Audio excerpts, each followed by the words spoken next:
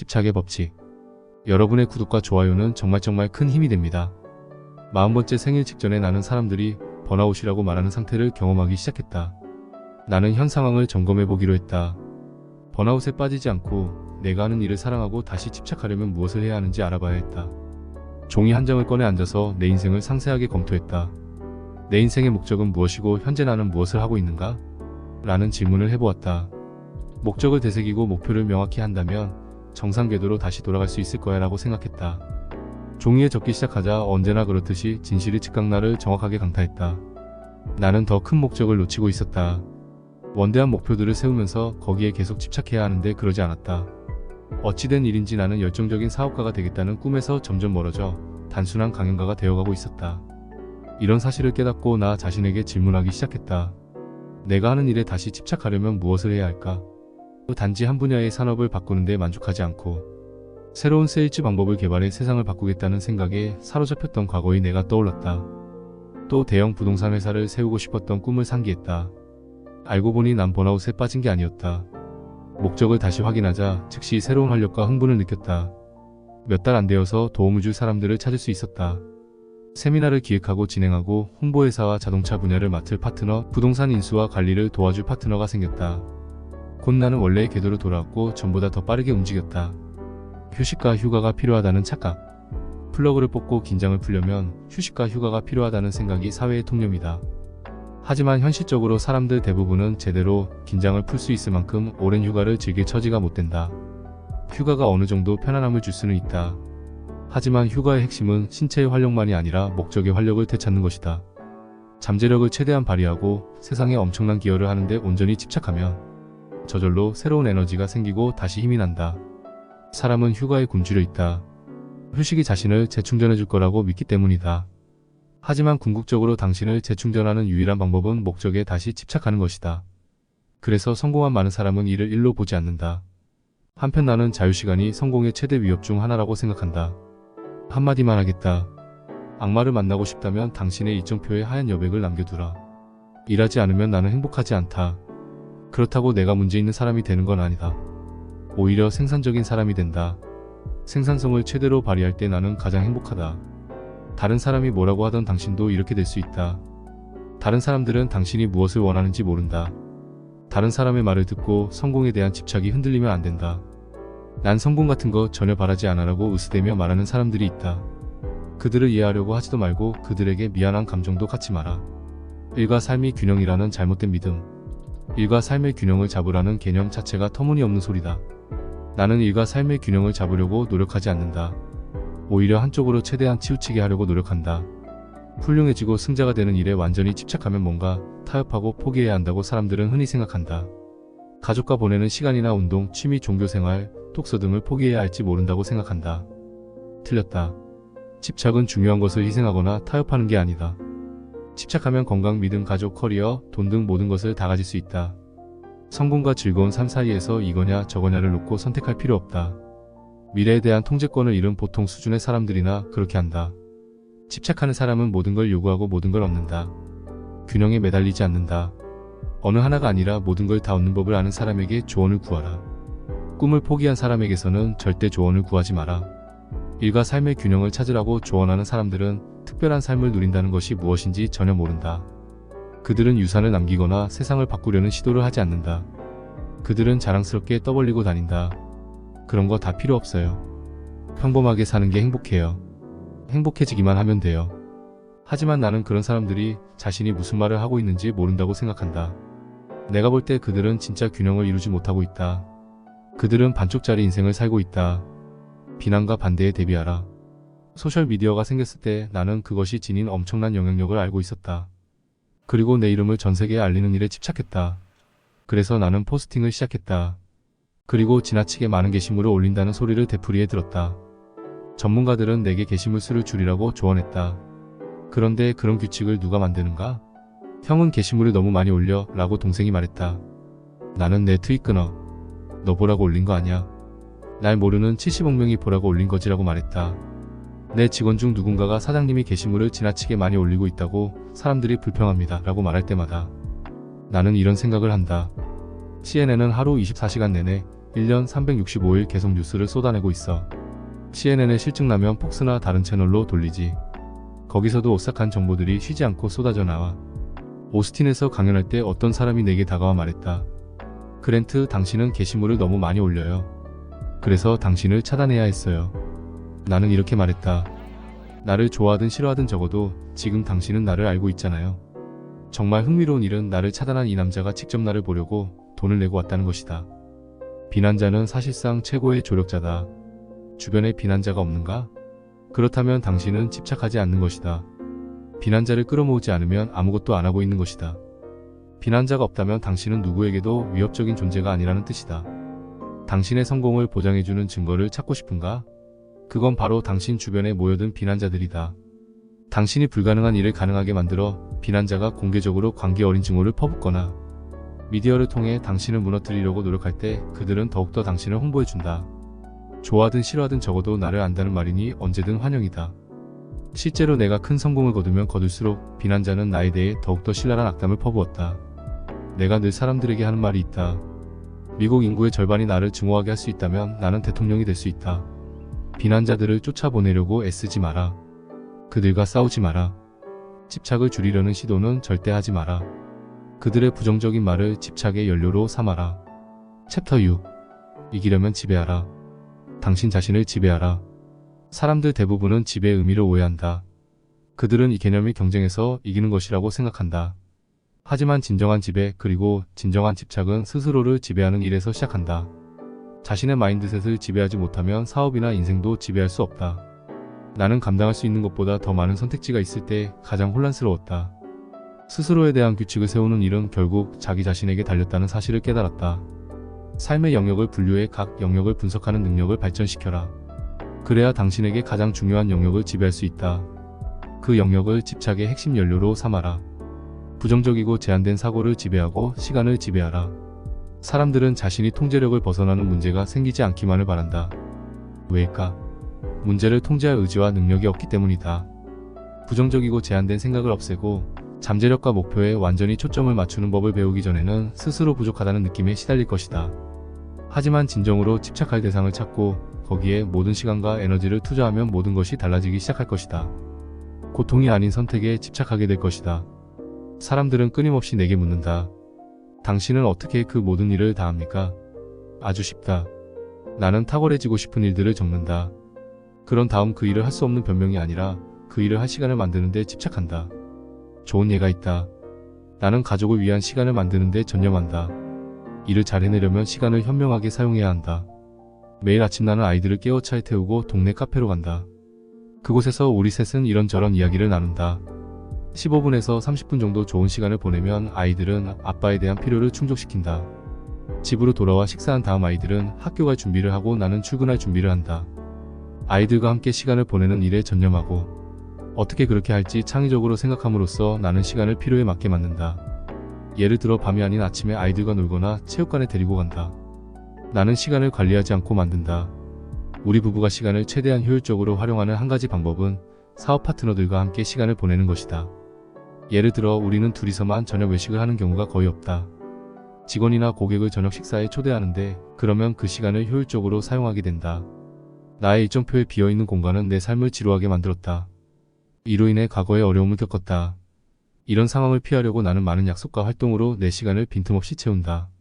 58살인 현재 나는 말 그대로 한 가지 미팅을 마치면 다른 미팅을 하러 달려간다. 돈에 관한 생각을 지배하라. 돈을 벌려면 자본이 필요하다는 말은 진실이 아니다. 돈을 벌려면 용기가 필요하다. 이것이 진실이다. 현재 백만장자 중 80%는 자수성가한 사람들이다. 그들은 돈을 물려받지도 않았고 자본금을 가지고 시작하지도 않았다. 당신이 새로운 고객을 만나고 더 많은 주의를 끌어모으려면 그리고 고객이 당신 말고 다른 거래처는 생각도 할 수 없도록 그들을 지배하려면 용기가 있어야 한다. 돈을 벌고 지키고 불리려면 성장에 대한 엄청난 전념과 몰입, 집착이 필요하다. 이 지구상에는 상상 못할 정도로 어마어마한 돈이 있지만 사람들 대부분은 돈이 거의 없다. 그들에게 돈이 없는 건 이 세상에 돈이 부족하다고 믿기 때문이다.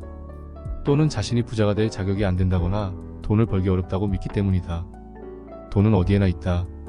바로 이것이 돈에 관한 내 태도다. 누구에게나 돈이 있다. 충분하지 않는 수입에 집착하지 말고 이 세상에 있는 많은 돈에 집착하라. 당신이 제공하는 것이 필요한 사람을 만나는 일에 초점을 맞추어라. 당신의 브랜드를 지배하라. 내가 처음 소셜미디어를 사용하기 시작했을 때 어떤 사람이 내게 물었다. 소셜미디어에 대한 투자 수익률을 어떻게 계산합니까? 나는 그 사람을 바라보며 말했다. 나는 고객을 만들려고 소셜미디어를 하는 게 아닙니다. 내 영역을 지배하고 내 이름을 세일즈의 대명사로 만드는 일에 집착하기 때문에 소셜미디어를 하는 거죠. 소셜미디어나 마케팅, 심지어 일반 광고를 통해 제품을 홍보하면서도 많은 사람이 성공하지 못한다. 왜일까? 자신의 영역을 지배하는 데 필요한 노력을 과소평가하기 때문이다. 처음에는 나도 소셜미디어를 이해하지 못했기 때문에 이런 플랫폼들을 몹시 싫어했다. 하지만 소셜미디어가 얼마나 강력한 도구인지 알게 되면서 모든 채널을 맹렬하게 활용하기 시작했다. 내가 게시물을 너무 자주 올리자 곧 사람들은 궁금하게 여겼다. 카돈이 그 일을 어떻게 할까? 그의 회사 규모가 얼마나 크지? 그는 일을 얼마나 많이 하는 거야? 소셜미디어가 내 목표를 이루는데 도움이 되리란 사실을 깨달으면서 이 세상에서 소셜미디어를 가장 많이 사용하는 사람 중 하나가 되었다. 나는 내 전문 지식을 지배적인 브랜드로 바꿔놓았다. 오늘부터 당신도 삶의 모든 영역을 지배하기 위한 긍정적인 변화를 만들 수 있다. 다양한 영역에 집착하기만 하면 당신은 즉시 그 모든 영역을 결합하고 먹이고 강화할 수 있다. 지배하기로 선택하기만 하면 당신이 쏟는 노력의 밀물이 삶의 모든 배를 띄워 올릴 것이다. 챕터 7. 위험해져라. 위험한 사람이 되어라. 위험으로 가득한 이 세상에서 위험을 피하기는 불가능하다. 선량한 사람들에게 나쁜 일들이 날마다 일어난다. 조심하면서 위험을 피하려고 애쓰면 실제로는 위험 속에서 살아가게 된다. 푼돈을 벌고 싶다면 위험을 피해도 좋다. 하지만 위험을 감수하는 것만이 위험을 줄이는 유일한 방법이다. 당신 영역에서 가장 위험한 사람이 되는 일에 집착해야 안전하다. 이것이 당신의 안전을 보장하는 유일한 방법이다. 위험한 사람이 아니라면 당신은 누구에게도 위협이 되지 않는다. 그래서 경쟁자, 고객, 거래처, 직원, 배우자, 심지어 자녀까지 당신을 함부로 대할 것이다. 더는 웅크린 채 두려움에 휩싸여 소심하고 말 잘 듣는 사람으로 살아가지 마라. 당신이 언제나 위험한 사람이 되는 몇 가지 방법을 소개하겠다. 1. 끊임없이 새로운 사람을 만나라. 어디에 살고 있든 반드시 새로운 사람을 계속 만나야 한다. 인터넷에서든 직접 만나서든 전화로든 컨퍼런스에서든 멘토를 통해서든 새롭고 더 영향력 있고 더 똑똑한 사람을 끊임없이 만나라. 그러지 않으면 정말로 자신을 위험에 빠뜨리고 만다. 인기가 없어도 괜찮다. 당신은 누구나 좋아하는 아저씨처럼 보일 수 있지만 당신의 영역에서는 가장 무서운 사람이어야 한다. 모두에게 친절하고 공손하고 예의 바르게 행동하는 건 좋은 일이다. 하지만 성공은 인기 투표가 아니라는 사실을 기억하라. 최근 나는 조지아주 서베너에서 3,200만 달러 규모의 대형 부동산 거래에 참여했다. 모든 당사자가 가격에 동의하면서 거래가 진전되고 있었다. 하지만 실사가 끝나갈 무렵 나는 이익을 극대화하려면 가격을 재협상해야 한다고 생각했다. 다들 당혹스러워하리라는 게 예상되었다. 나는 거래 관계자들과 무척 긴장감이 도는 통화를 했다. 몇 분 정도 대화를 나누다가 대리인이 내게 물었다. 당신이 생각하는 합리적인 금액은 얼마입니까? 나는 그에게 다시 전화를 걸어 말했다. 2,920만 달러요. 이후 3주간 서로 욕하고 소송을 걸겠다고 협박하며 적대감과 불확실성의 시간을 보냈다. 하지만 마침내 2,920만 달러로 거래가 마무리되었고 나는 280만 달러를 절약했다. 아내가 내게 말했다. 어떻게 거래를 그런 식으로 해? 모두가 당신을 싫어할 거야. 나는 이렇게 답했다. 내가 스스로를 하찮게 생각하는 것보다 차라리 남들에게 무시당하는 게 나아. 착한 남자인 척하며 나 자신과 내 사업, 내 미래 그리고 당신을 위험에 빠뜨리느니 중개인과 대리인, 판매자에게 나쁜 사람이라는 소리를 듣겠어. 나는 사람들과 사이좋게 지내려고 거래를 할 생각이 없다. 나는 훌륭한 거래를 할 의무가 있다. 그래서 더 중요한 우선순위는 절대 타협하지 않고 위험해지기를 마다하지 않는다. 거래는 기술이다. 나는 거래 협상을 주제로 책 한 권을 쓸 수 있다. 하지만 내가 넘지 않는 선이 있다. 간단하다. 스스로 납득할 수 없는 요구는 하지 않는다. 내가 당하기 싫은 일이나 상대방이 납득하지 못하는 일은 요구하지 않음으로써 선을 넘지 않는다. 하지만 내가 상대방이어도 납득할 만한 건 밀어붙인다. 거래에서 내 주장을 관철하기 위해 열심히 밀어붙인다. 280만 달러를 벌려면 무엇이 필요한지 나는 안다. 그리고 내 행동의 이유가 타당하기만 하면 3주간의 감정적 위험과 비난은 기꺼이 감수하겠다. 그래야 수년간의 경제적 위험을 피할 수 있으니까. 3. 투자 리스크를 감수하라. 성장하려면 뭔가를 버릴 리스크를 기꺼이 감수해야 한다. 모든 투자가 눈에 보이는 수익을 안겨주지는 않는다는 것을 알고 투자하라. 나는 광고, 마케팅 캠페인, 브랜드 캠페인, 소셜미디어 포스팅에 돈을 투자했지만 그중 어느 것도 후회되는 지출은 없다. 당신은 항상 더 많이 노출되어야 한다. 나는 투자를 멈추거나 이런 그 투자에서는 수익을 올리지 못했어라고 후회하지 않는다. 투자 수익을 입에 올리는 것은 투자하지 않을 구실을 만들고 싶어서 스스로에게 하는 거짓말이다. 이것은 투자하지 않는 행동을 정당화하려는 것이다.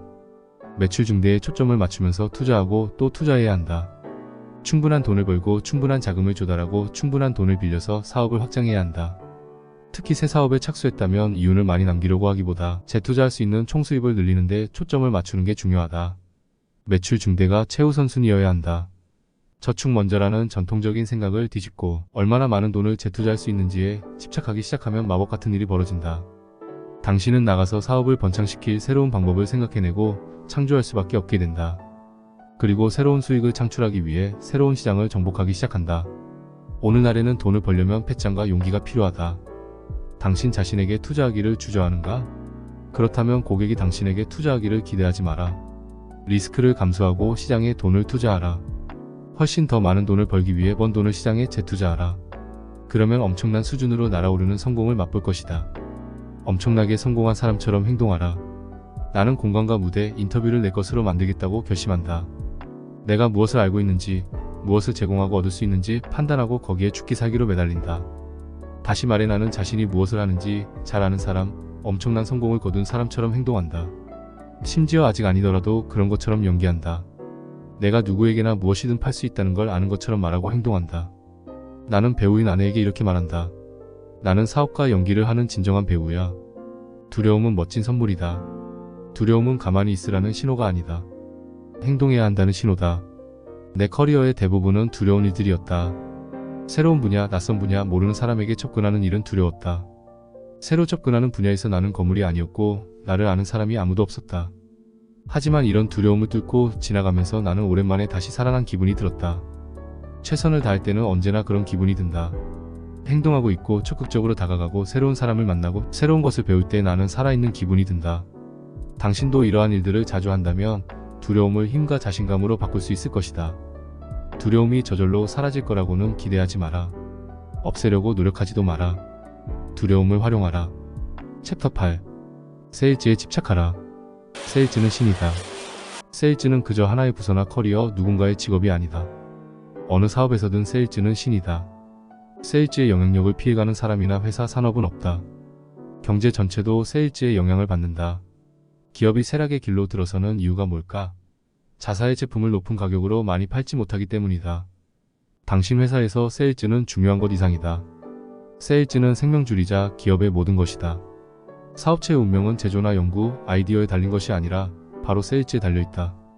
당신이 한 회사의 관리자든 자기 회사를 운영하든 이제 막 창업했던 모든 회사의 재무제표에서 가장 중요한 항목이 수입이라는 점을 이해해야 한다. 사람들은 사업 계획서나 작성하면서 시간을 보낸다. 제품이나 아이디어를 어떻게 판매해야 하는지는 고민하지 않는다. 맞다, 사업 계획서도 필요하고 제품 개발도 필요하다. 하지만 더 중요한 건 당신의 제품을 구매할 고객을 어떻게 확보할지, 새로운 수입을 어떻게 창출할지 방법을 알아내는 것이다. 세일즈는 기업의 매출을 보장해주는 유일한 수단이다. 세일즈 없이는 어떤 매출도 일어나지 않는다. 세일즈가 싫다고 말하는 사람은 사업의 성배를 부정하는 것이다. 내가 세일즈를 좋아해서 했겠는가? 아니다. 살아남기 위해 했다.